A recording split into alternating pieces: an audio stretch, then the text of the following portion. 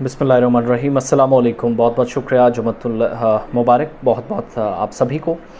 बहुत सारे सरकारी मुलाजमीन कहते हैं जो आर्जी हैं, स्पेशली टेम्प्रेरी बेसिस पे हैं, कॉन्ट्रैक्चुअल्स हैं, वो कहते हैं कि हमें सैलरी नहीं मिलती।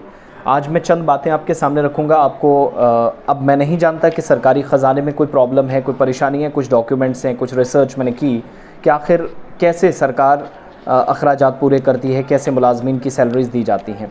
चंद लोगों की बात मेरे सामने आई और ये डॉक्यूमेंट्स हैं उन लोगों के जो पक्के मुलाजमीन हैं। कुछ लोगों ने रब्ता किया, कुछ ने ईमेल की, कुछ ने कॉल्स की, जिससे मुमकिन हो सका जैसे रब्ता करने की कोशिश की, तो पता चला कि बहुत सारे सरकारी मुलाजमीन आज के वक्त में जो परमानेंट होने के बावजूद भी जो रेगुलर बेसिस पे काम करते हैं, मुस्तकिल हैं, स्थायी हैं, उसके बावजूद भी सरकार ने महीनों से उनकी तनख्वाह नहीं दी। बड़े अफसोस की बात है। डिपार्टमेंट का काम कैसे चलेगा ये पूछने, बताने और कहने के लिए या जवाब देने के लिए कोई तैयार अब तक नज़र नहीं आता।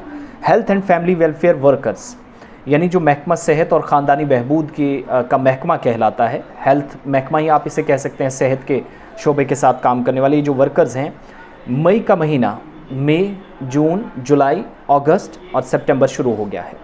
पिछले 4 महीनों से इनकी सैलरीज़ कहीं पर नहीं, कब मिलेंगी कोई अंदाज़ा नहीं, क्यों रोकी जा रही हैं किसी को कोई पता नहीं, कौन अफसर जवाब देगा इसका किसी को इल्म तक नहीं है। सिर्फ मुलाजमीन नहीं, छोटे दर्जे का मुलाजिम नहीं।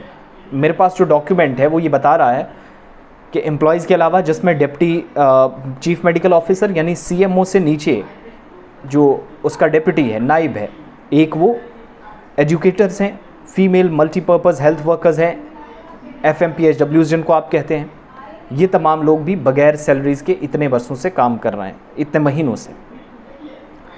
अब जाकर ये मुतालबा, जब कंसर्न अथॉरिटीज़ हैं, मुतलका हुकाम से हमने फ़ोन पर बात की तो उनने क्या कहा, मुस्तकिल मुलाजमीन हैं, कोविड वबाई मर्ज़ के दौरान भी ज़बरदस्त खिदमात रहीं, ख़ानदान ख़तरे में डाला, ख़ुद की जान ख़तरे में डाली जब लोग भाग रहे थे।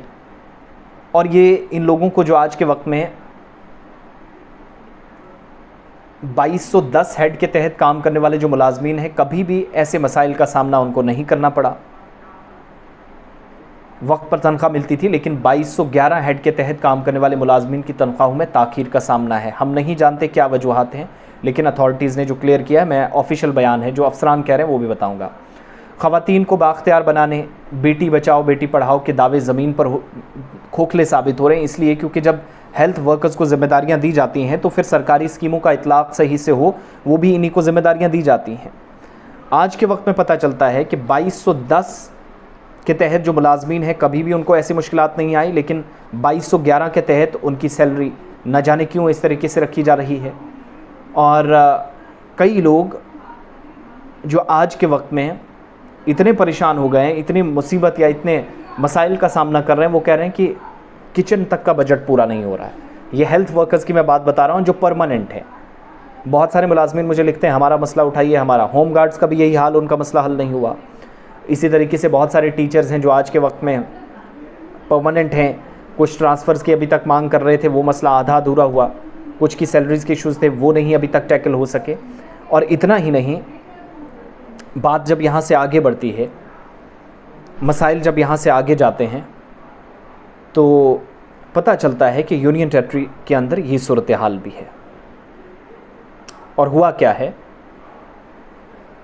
कि जो डिप्टी चीफ मेडिकल ऑफिसर्स हैं, उनसे भी सीनियर ऑफिशियल्स हैं, वो भी बगैर सैलरी के काम करें। अब जब ऑफिसर से हमने बात की, जो कि इस वक्त काम करने वाली जो ख़वातीन हैं या मेंबर्स हैं, चूँकि ख़वातीन भी इनमें बड़ी हैं, वाइस प्रेसिडेंट हैं health and family welfare Jammu Kashmir Masrat Zabeen, उनसे उनकी तरफ से भी कुछ बातें कहेंगी। लेकिन जो डायरेक्टर हैं उनसे हमने बात की है तो वो कह रहे हैं कि ये जो बकायाजात हैं बहुत जल्द कंप्लीट हो जाएंगे और परमानेंट सोल्यूशन क्या होगा कि हर महीने ये शिकायत ना आए।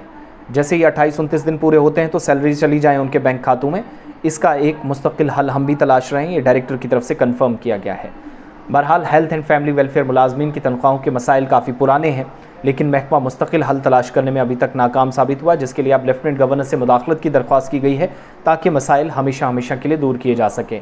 मसले का मुस्तकिल हल तलाश करने की कोशिश एक तरफ अथॉरिटीज़ की तरफ से जारी है और जो ज़ेर इल्तवा तनख्वाह है वो जल्द दी जाएगी, ये भी यकीन दहानी कराई गई है डॉक्टर तबस्सुम जबीन की तरफ से। लेकिन एक चीज़ समझ से बाहर है, जो अखराजात हैं साल की जो सैलरीज़ होती हैं, बजट उस हिसाब से आता है। सारी चीज़ें तैयार होने के बावजूद, वक्त पर होने के बावजूद भी हम नहीं जानते परेशानियां क्या है। और आज के वक्त में मुसीबत यहाँ तक पहुँच गई है कि मुलाजमीन काम तो कर रहे हैं, दिन रात ज़िम्मेदारी निभा रहे हैं, लेकिन हालत ये है कि सैलरीज़, ये परमानेंट मुलाजमीन की मैं बात कर रहा हूँ। और उम्मीद है कि लेफ्टिनेंट गवर्नर जो संजीदगी से ऐसे मामलात पर गौर व खौज करते हैं, त्योहारों का मौसम भी है, ना भी हो तब भी फैमिलीज़ हैं, बच्चे हैं, बच्चियां हैं, कोई पैसे मांग ले, जेब में ना हो तो शर्मिंदगी का एहसास होता है और डूब मरने का मकाम वो होता है जब आपको औलाद कहे कि आप अब्बा या अम्मी मेरे लिए आप कुछ कर नहीं सके। तो ये सारी सिचुएशन जिससे मुलाजिम में गुजरता है। बहरहाल अभी जो हेल्थ एंड फैमिली वेलफेयर महकमा ख़ानदानी बहबूद के जिसको आप कहते हैं, जो वर्कर्स हैं मुख्तलिफ़ हिस्सों के अंदर काम करते हैं, बग़ैर सैलरी के मई के महीने के बाद हैं। और जम्मू कश्मीर में स्वास्थ्य और परिवार कल्याण में हज़ारों जो कर्मचारी हैं इस सिचुएशन से गुजर रहे हैं। होप्स वो चीज़ें जल्द दुरुस्त हों। फ़िलहाल जो हमने अथॉरिटी से बात की है, उन्होंने हमें कंफर्म कर दिया है कि कहीं पर भी घबराने की या कुछ करने की ज़रूरत नहीं है, सब कुछ ठीक ठाक हो जाएगा। बहुत बहुत शुक्रिया।